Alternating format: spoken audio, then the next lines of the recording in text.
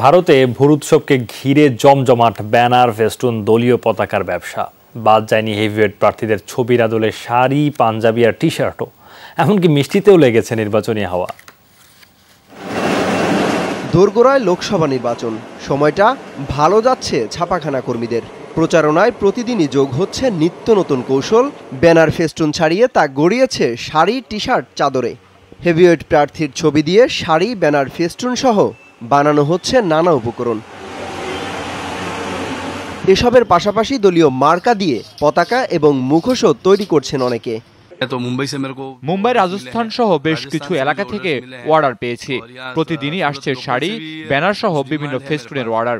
এগুলো সরবরাহ করতে আমাদের সর্বোচ্চ 2 থেকে 3 দিন সময় লাগে। এখনো 5 লাখের বেশি প্রিন্টের বাকি রয়েছে, যার বেশিরভাগই নরেন্দ্র মোদীর ব্যানার। আমরা প্রত্যেকটি শাড়ি এবং ব্যানার ভিন্ন ভিন্ন কালার দেওয়ার চেষ্টা করছি, যেন মানুষের চোখে লাগে।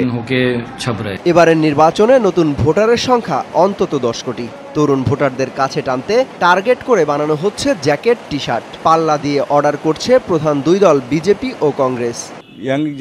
এবারের নির্বাচনে নতুন ভোটারের সংখ্যা বেশি, তাই জ্যাকেট ও টি শার্টের উপর বেশ চাহিদা। সবগুলো পোশাকেই দলীয় প্রতীক ও ছবির ব্যবহার রয়েছে। নানা খাবারেও লেগেছে ভোটের হাওয়া। মিষ্টির দোকানগুলোতে বেড়েছে ব্যস্ততা।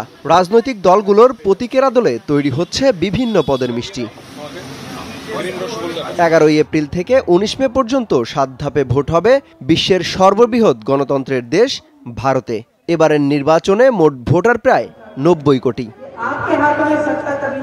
অমিত হাসান রবিন, যমুনা নিউজ।